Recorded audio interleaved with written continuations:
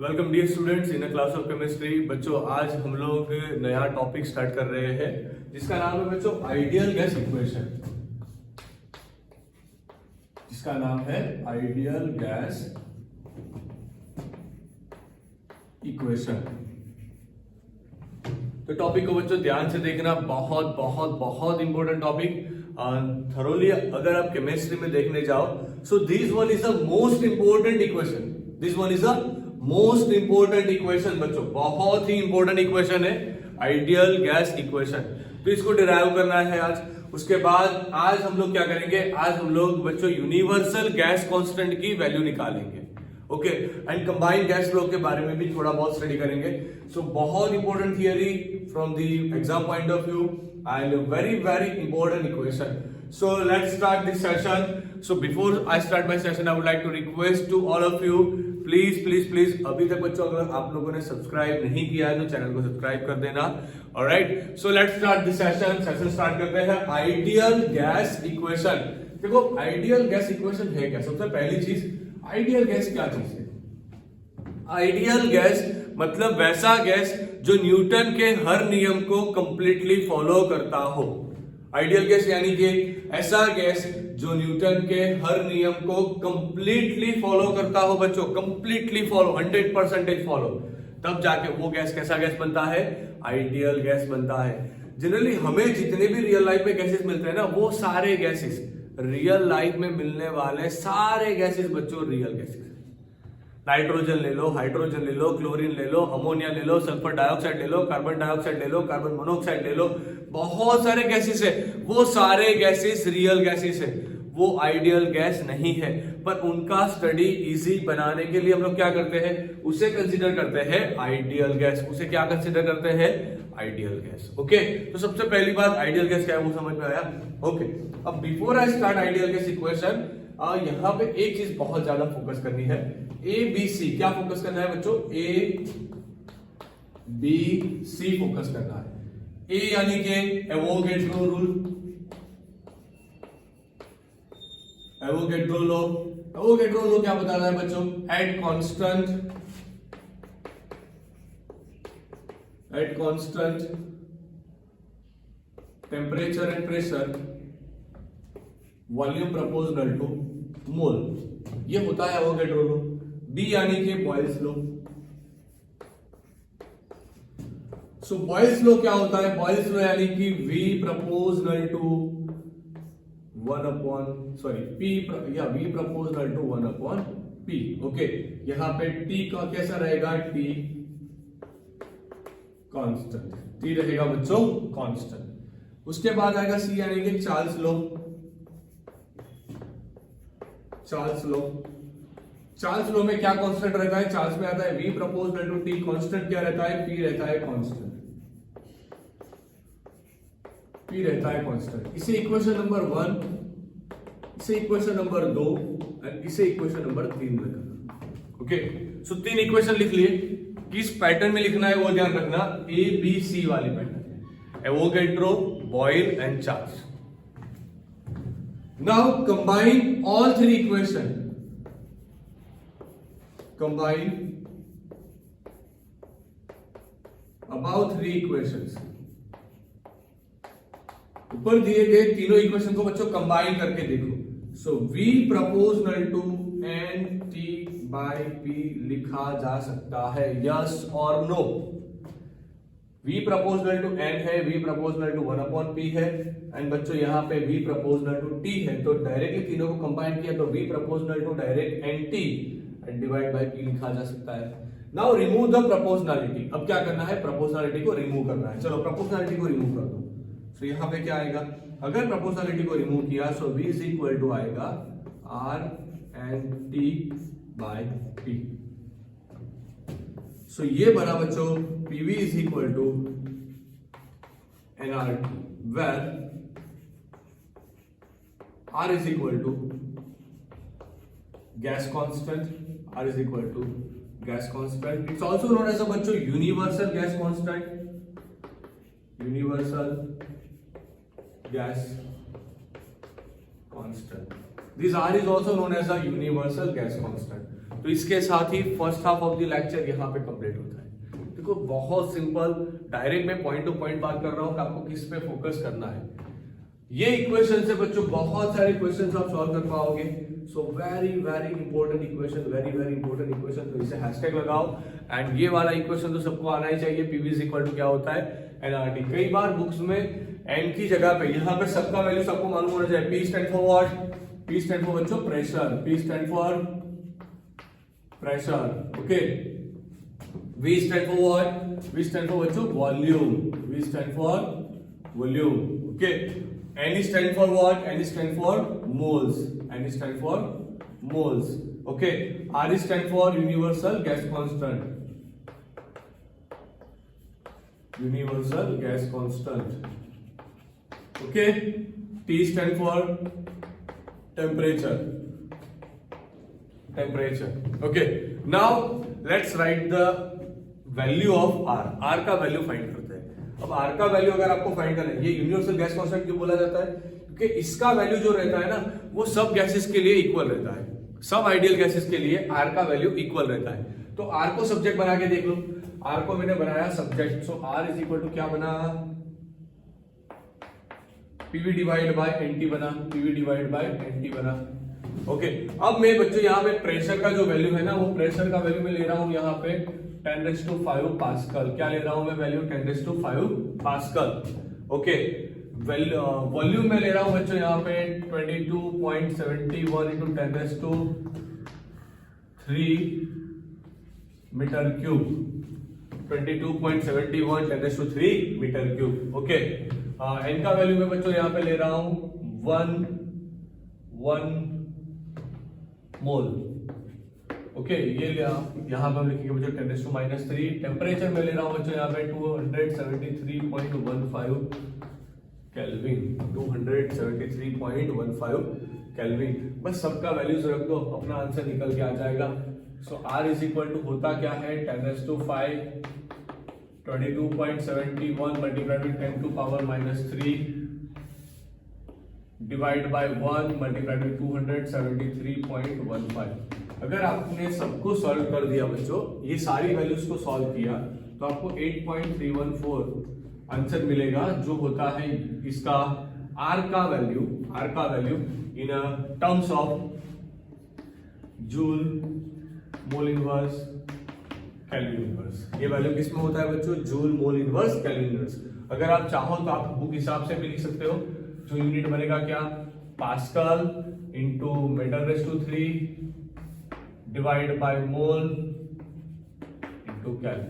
ये भी लिख सकते हो, चलेगा, दोनों में से कोई भी लिख लो, चलेगा, कोई बात नहीं है, ओके। सो ये होता है R का यूनिट। अगर बच्चों आप लोगों ने यहाँ पे एक चीज पे गौर किया हो, तो हमने टेम्परेचर लिया है केल्विन में, सारे के सारे यूनिट जो लिए ना, सारे के सारे SI यूनिट्स लिए, तो ये बना R का value in terms of SI unit, R का value in terms of SI unit, okay. अगर आपने यूनिट्स को चेंज कर दिया ना, यूनिट्स को चेंज कर दिया, तो ये वैल्यू चेंज हो जाएगी। अगर आपने यूनिट्स को चेंज किया तो ये वैल्यू क्या हो जाएगी, चेंज हो जाएगी। पर जनरली आपको यही कंसीडर करना है, 8.314 joule mole inverse kelvin inverse.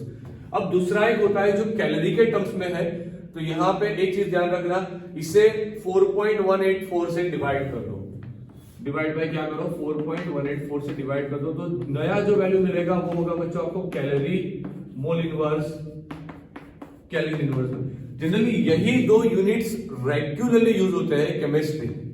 एक यूज होता है joule mole inverse kelvin inverse वाला, और दूसरा जो होता है ना, वो यूज होता है आपका calorie mole inverse kelvin inverse वाला। ये दोनों यूनिट बहुत ज्यादा यूज होते हैं। ये इसको अगर आपने 4.184 से डिवाइड किया, सो 2.96 समथिंग निकल के आएगा, 2.9 समथिंग निकल के आएगा।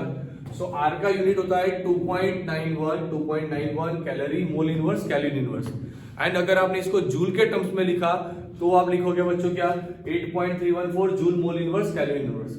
कहीं पे भी ये वाला यूनिट नहीं दिया गया, सिर्फ टेक्स्ट बुक के थियोरेटिकल पोर्शन में ये यूनिट मिलेगा, बाकी न्यूमेरिकल पोर्शन में ये दोनों यूनिट्स रिपीटेडली मिलेंगे। तो इसे फोकस करना एंड देख लेना, ओके।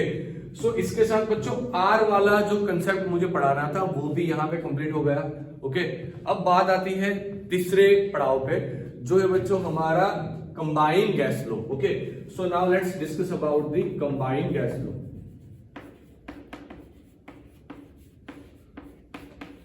So आज हम लोग डिस्कस करने वाले हैं कंबाइंड गैस लॉ के बारे में। मान लीजिए सेम अमाउंट ऑफ गैस, मान लीजिए here we take same amount of gas, same amount of gas at different temperature, pressure and volume. हमने सेम अमाउंट ऑफ गैस लिया बच्चों, पर वो टेम्परेचर, प्रेशर एंड वॉल्यूम कैसा रखा, डिफरेंट रखा। मान लीजिए यहाँ पे एक कंटेनर है, कंटेनर ए, यहाँ पे दूसरा कंटेनर है बच्चों, कंटेनर बी। यहाँ पे जो गैस भरा उसके लिए मोल सेम थे, इसके लिए भी मोल सेम थे। ओके, चेंज क्या हुआ, यहाँ पे प्रेशर P1 था, यहाँ पे वॉल्यूम V1 था, यहाँ टेम्परेचर T1 था। यहाँ पे प्रेशर P1 था, वॉल्यूम सॉरी V2 था, यहाँ पे V2 था, यहाँ पे T2 था। तो आप इसके लिए कंबाइंड गैस लॉ बनाओगे कैसे? By using ideal gas equation. अब आइडियल गैस इक्वेशन से एक चीज क्लियर होती है ना कि PV is equal to nRT लिखते हो आप, तो क्या आप ऐसा नहीं लिखोगे बच्चों PV बाय T is equal to NR? Okay, अब मैंने बताया कि ये N की वैल्यू दोनों कंटेनर के लिए सेम है, A हो या B हो, N की वैल्यू सेम है, एंड A हो या B हो, R की वैल्यू भी सेम रहेगी। पर for vessel A, or vessel A, can we write P1 V1 by T1 is equal to NR, क्योंकि N का वैल्यू तो दोनों के लिए सेम है ना। For vessel B,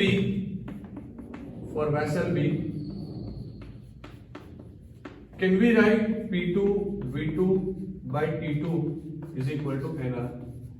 ओके, अगर ये दोनों इक्वेशन को एक दूसरे के साथ कंपेयर किया जाए तो क्या आप ऐसा नहीं लिखोगे बच्चों P1 V1 by T1 is equal to P2 V2 by T2?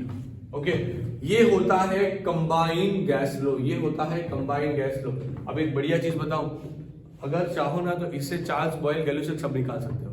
कैसे? चलो मैं बताता हूं। मान लो कि बॉयल के लिए टेम्परेचर कांस्टेंट रहता है ना, तो ये भी कांस्टेंट कर दो, तो क्या आया P1 V1 is equal to P2 V2। Charles में क्या होता है, चार्ल्स में कांस्टेंट क्या रहता है, प्रेशर, तो प्रेशर कांस्टेंट कर दो, प्रेशर कांस्टेंट कर दो P1 यहां भी P1 निकल गया, V1 by T1 V2 by T2, क्या बन गया, चार्ल्स बन गया। अब गैल्यूसेक के लिए देखो, गैल्यूसेक में होता क्या है, गैल्यूसेक में होता है कांस्टेंट वॉल्यूम। अब वॉल्यूम को कांस्टेंट कर दो, V1 निकल जाएगा, P1 by T1 is equal to P2 by T2। मतलब इसका यूज करके आप तीनों के तीन सॉल्व कर सकते हो। अगर आप चाहो बच्चों तो सब क्वेश्चन में आपको अगर चार्ल्स बॉयल गैल्यूसेक याद नहीं रह रहा है तो आप चाहो तो ये कंबाइंड गैस इक्वेशन लगा दो, कंबाइंड गैस इक्वेशन लगा के देखो कौन सा चीज कांस्टेंट रह रहा है, उसे कट कर दो, अच्छे से आंसर मिल जाएगा। सो बच्चों, आज का टॉपिक आंसर आपको समझ में आया। 3 पोर्शन में हमने कंप्लीट किया। सबसे पहला था आइडियल गैस का डेरिवेशन, आइडियल गैस इक्वेशन क्या है, उसके बाद था R का general value in terms of joule mole inverse, calorie inverse. Book में बच्चों बार वाला यूनिट दिया है, वो भी एक बार देख लेना अपने हिसाब से। ओके, इजी है, कुछ करना नहीं है वहां पे। अगर लीटर में कन्वर्ट करना हो ना तो इसे 10⁻³ नहीं करना, 22.71 लीटर लिखना। ओके, वो एक बार आप देखना, वो आपके लिए मैं असाइनमेंट वो छोड़ रहा हूं यहाँ पे। तीसरा चीज हमने कंबाइंड गैस लो सॉल्व किया। सो आई एम श्योर आपको सारी चीजें बहुत अच्छे से समझ में आ गई होगी। ओके, अगर बच्चों लेक्चर समझ में आया ना तो please don't forget to like this lecture, share this lecture, comment this lecture. Okay, बस आज के लिए इतना ही। कल फिर मिलेंगे नए सेशन के साथ, नए कंसेप्ट के साथ। Thank you for watching this video and take a screenshot.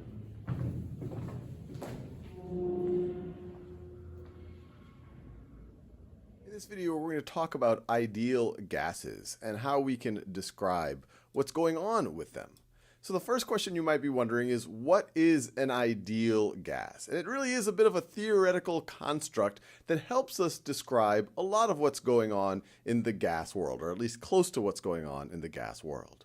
So in an ideal gas, we imagined that the individual particles of the gas don't interact. So particles don't interact. And obviously we know that's not generally true. There's generally some light intermolecular forces as they get close to each other, or as they pass by each other, or if they collide into each other. But for the sake of what we're going to study in this video, we'll assume that they don't interact, and we'll also assume that the particles don't take up any volume. Don't take up volume. Now we know that that isn't exactly true, that individual molecules of course do take up volume, but this is a reasonable assumption because generally speaking it might be a very, very infinitesimally small fraction of the total volume of the space that they are bouncing around in. And so these are the two assumptions we make when we talk about ideal gases. That's why we're using the word ideal. In future videos, we'll talk about non-ideal behavior, but it allows us to make some simplifications that approximate a lot of the world. So let's think about how we can describe ideal gases. We can think about the volume of the container that they are in. We can imagine the pressure that they would exert on, say, the inside of the container. That's how I visualize it, although that pressure would be the same at any point inside of the container. We can think about the temperature, and we want to do it in absolute scale, so we generally measure temperature in Kelvin. And then we can also think about just how much of that gas we have. And we can measure that in terms of number of moles. And so that's what this lowercase n is. So let's think about how these four things can relate to each other. So let's just always put volume on the left-hand side. How does volume relate to pressure? Well, what I imagine is if I have a balloon like this, and I have some gas in the balloon, if I try to decrease the volume by making it a smaller balloon without letting out any other air or without changing the temperature, so I'm not changing T and N, what's going to happen to the pressure? Well, that gas is going to, per square inch or per square area, exert more and more force. It gets harder and harder for me to squeeze that balloon. So as volume goes down, pressure goes up. Or likewise, if I were to make the container bigger, not changing once again the temperature or the number of moles I have inside of the container, it's going to lower the pressure. So it looks like volume and pressure move inversely with each other. So what we could say is that volume is proportional to 1 over pressure, the inverse of pressure. Or you could say that pressure is proportional to the inverse of volume. This just means proportional to, which means that volume would be equal to some constant divided by pressure in this case. Now, how does volume relate to temperature? Well, if I start with my balloon example, and you could run this example if you don't believe me. If you take a balloon and you were to blow it up at room temperature, and then if you were to put it into the fridge, you should see what happens. It's going to shrink. And you might say, why is it shrinking? Well, you could imagine that the particles inside the balloon are a little less vigorous at that point. They have lower individual kinetic energies. And so in order for them to exert the same pressure to offset atmospheric pressure on the outside, you are going to have a lower volume. And so volume, you could say, is proportional to temperature. Now, how does volume compare to number of moles?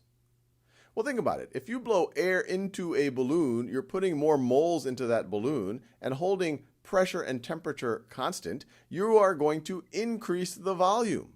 So volume is proportional to the number of moles. If you were to take air out, you're also going to decrease the volume, keeping pressure and temperature constant. So we can use these three relationships, and these are actually known as, this first one is known as Boyle's law, this is Charles's law, this is Avogadro's law, but you can combine them to realize that volume is going to be proportional to the number of moles times the temperature divided by the pressure, Or another way to say it is, you could say that volume is going to be equal to some constant. That's what proportionality is just talking about. It's going to be equal to some constant, let's call it R, times all of this business, R, N, T, over P. Or another way to think about it is, we can multiply both sides by P, and what will you get? We will get P times V, and this might be looking somewhat familiar to some of you, is equal to, and I'll just change the order right over here, N, which is the number of moles, times some constant, times T, our temperature measured in Kelvin. And this relationship right over here, PV is equal to nRT, is one of the most useful things in chemistry, and it's known as the ideal gas law. And in future videos, we're going to apply it over and over again to see how useful it is. Now, one question you might be wondering is, what is this constant? It's known as the ideal gas constant, and you can look it up, but it's going to be dependent on what units you use for pressure, volume, and temperature. And we will see that in future videos.